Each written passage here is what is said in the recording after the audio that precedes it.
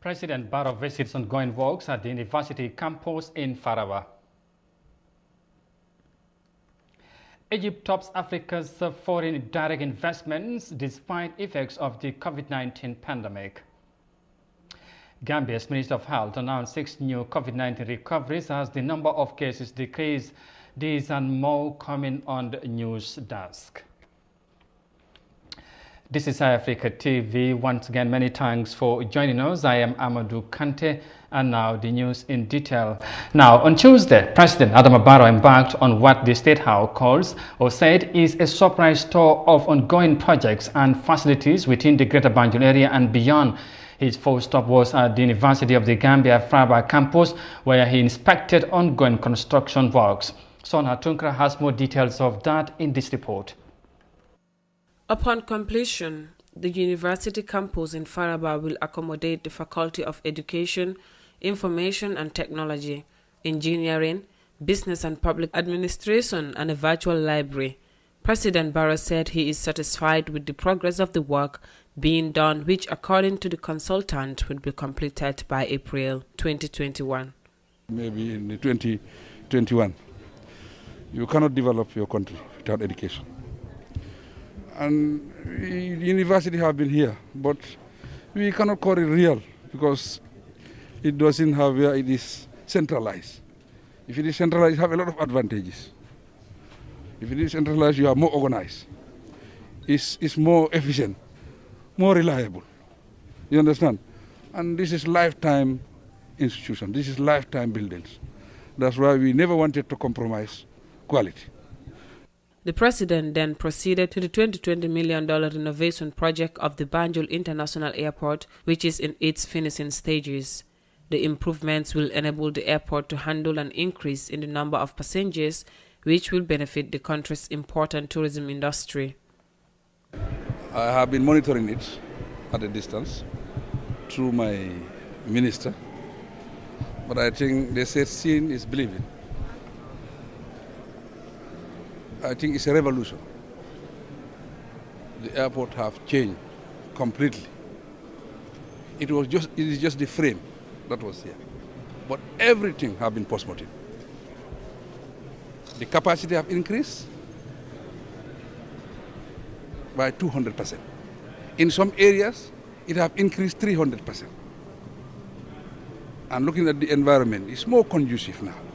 First time, it was a house. Now, it's an airport. And the gadgets they are using is world standard. Security and all other gadgets are all world standard.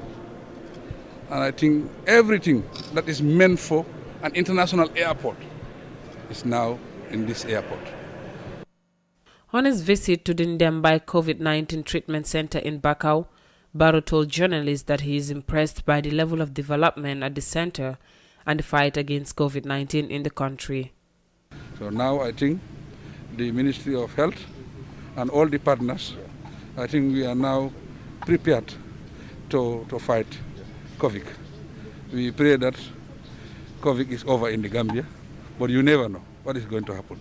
But I'm really impressed and I am pleased and I have a peace of mind that we have space now, whenever, whatever, in any eventualities that happen, definitely. The president appeals for concerted efforts from all Gambians towards national development.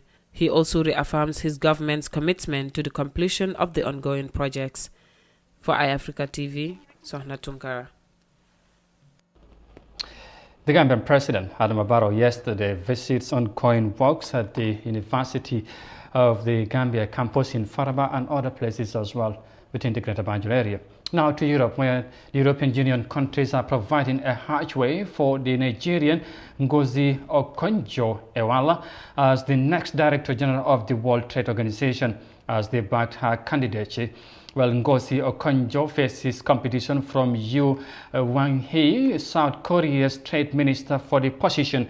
However, NGOZI is receiving support from the majority of EU member states, leaving you young facing an uphill struggle.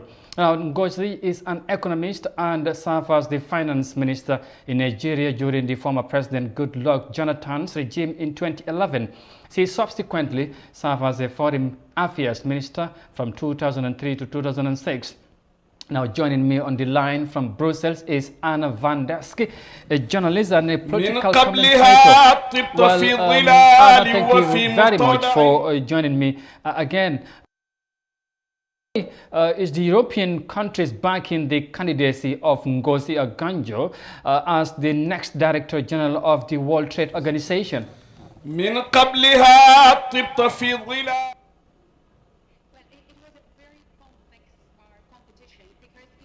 Candidates are absolutely excellent, and Dr. OKONJO is, of course, became the preferable candidates of the Europeans, not only because of her personal qualities, but because of the context, because President of the European Council, Charles Michel, personally invested himself in promoting her candidacy, because he said that there were many promises made to Africa since 2001, when Doha round wasn't really concluded. So they had a certain declaration which made many promises, which contains many promises to Africa to make trade with Africa much more fair than we see it today. But in almost 20 years, these promises of Doha round were never concluded. And that's why there is, if you wish, we can say, is a moral obligation of the world towards Africa and of WTO towards African countries, towards developing countries, to conclude this Doha round and make a step towards developing countries. And that's why the candidacy of Nigerian Dr. OKONJO was chosen, because both candidates were absolutely excellent. Okay. And also we have to underline that she knows from her very negative experience in Nigeria what is corruption and what are the faults of this system, which steals actually future from Africans, because her mother, as you remember, was kidnapped against ransom. So she knows how dangerous corruption is when she was a minister, and she supported two presidents in Africa. Okay. And she was successful as finance minister, and also she served as Minister of Foreign Affairs. So she collected absolutely outstanding qualities in her own country, but also working in the United States. And I would like to underline that she's a very cosmopolitan character, and Dr. OKONJO is also the citizen of the United States. Anna, if I can come in there now, Anna, as you were just trying to explain, how tight is the race to lead the World Trade Organization, with the United States said to be backing the other candidate, that is of course, that is your own? Well, I think that now it's extremely difficult task, but because COVID played a very negative role in the development, it pulled all of us back, and that's why in her interview she said, Dr. OKONJO said very interesting things. She said that there are plenty of very high-level experts in WTO, but what the organization needed is its political will to move forward and to implement what was promised from developed countries to the developing countries on Doha round, and that's why she is making a promise. She promotes herself as an absolute outsider. She never worked for WTO, but she promised to push forward and fulfill the promises which were made last 20 years before she enters this organization. And of course, it's a tremendous chance, which should underline it, and that also it is a woman at the head. It's the first time she is a woman heading such a representative and important and influential international organization. All right. Now, both candidates have reputable track records and experience on issues related to trade and multilateral diplomacy. But why do you think member states may end up selecting her? And of course, that's NGOZI, but and why? Well, of course, because Europe has very special relation with Africa, you know that Africa is a strategic partner of the European Union, and that's why the first visit of Ursula von der Leyen, a new president of the European Commission, was to Africa, and she shook hands. Then it was possible before the sanitary rules we have now. She went to Africa and she had a meeting with African Union, because there are two powerful unions in the world, the European Union and African Union, which unite these nations that need each other to make humanity succeed. And that's why, because Africa is a young continent, it's a vibrant continent, and Europe is aging, as you know, so we need each other to succeed as humanity. And that's why it was underlined on many occasions by many European leaders that without success of Africa, there is no success of European Union. And that's why this candidacy of OKONJO' is so precious to Europe, because we see in her also the future of Europe. Anna Van Deske, a journalist and political commentator from Brussels. Once again, many thanks for your time. Thank you for inviting me. All right. Thank you very much. That was Anna Van Deske there, of course, as you heard from her, speaking on the race for the, the World Trade Organization Director General. Of course, we will look forward to see what's going to happen or how the race will pan out. Now we come back home and report on matters on the ongoing Trrc hearings. Because as the Truth, Reconciliation and Reparation Commission puts hearings, of course, on the human rights violations by the National Intelligence Agency, more witnesses have come forward to testify. State intelligence operatives who worked directly under the former dictator Yahya Jammeh are accused of arbitrary arrest and detentions, torture, enforced disappearances, and extrajudicial killings. On Wednesday, Aissatou Kanyi, the wife of the late Kanyiba Kanyi, a dense supporter of the opposition United Democratic Party, testified before the Truth Commission about her late husband's unlawful arrest and subsequent disappearance. Aissatou narrated to the commission how Kanyiba, also a former employee of the Christian Children's Fund, was forced into a taxi by operatives of the National Intelligence Agency. And let's take a listen to her testimony in this insert. 4 of them were there. You've already explained who Camara was. You've explained the paramilitary. The extra two, the driver and the other person, can you describe them if you can? Ya fole Camara, ya Camara la kumo fole andu kendu para ko minkido jita fole fo mo fula dole mun do to kono fo ye cross le ba. Driver nyendo fo no la mo because wanji. I cannot say much about the driver because he did not alight. But imono do wojita le o atofta le bara man teman jam fa bak. But their companion alighted. He is tough but not very tall. Camara nyo jam fatale atofta. But Camara is tall and tough.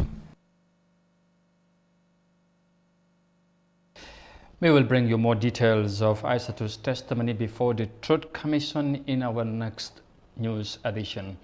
Now, to matters of the COVID-19 situation in the Gambia, because the Gambia has on Wednesday recorded 6 new COVID-19 recoveries, taking the total number of recoveries in the country to 2,666.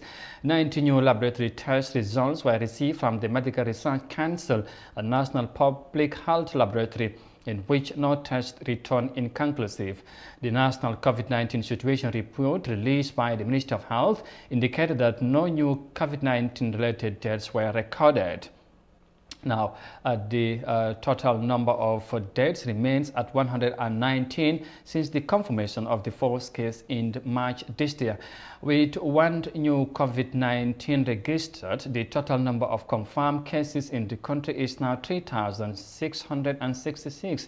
No one has been newly taken into quarantine, and no new discharges were made from the quarantine facilities, according to the Ministry of Health.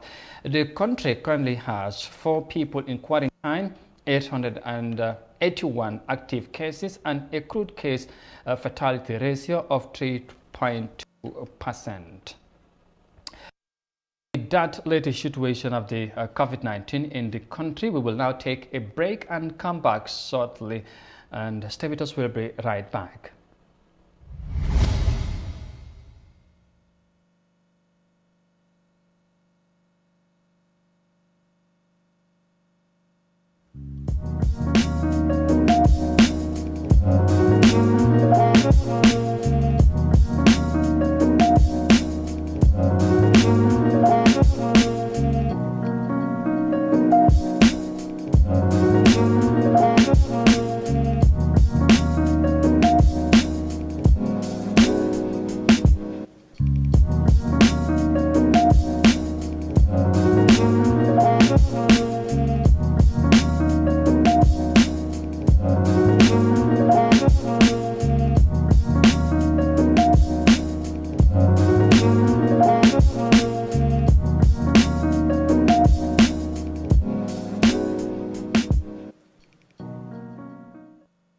Welcome back, and once again, many thanks for joining us. Now to North Africa, where Egypt's domestic and foreign investment continue to gain momentum despite the economic challenges brought about the COVID-19 global pandemic.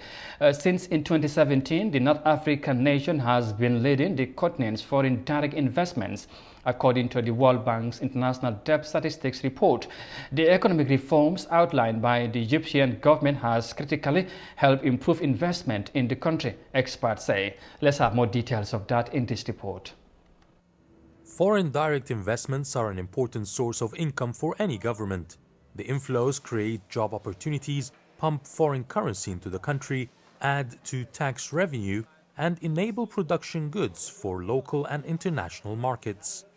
The World Bank International Statistics Debt Report shows that Egypt has topped Africa in FDIs since 2017, with an increase of 16% year-on-year in 2019-2020.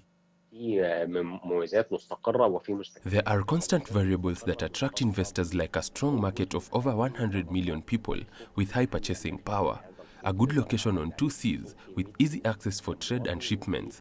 Lately, the added value is a successful economic reform program that led to stability and withstood challenges like a global recession caused by the coronavirus. In spite of the COVID-19 outbreak this year, investments kept flowing in.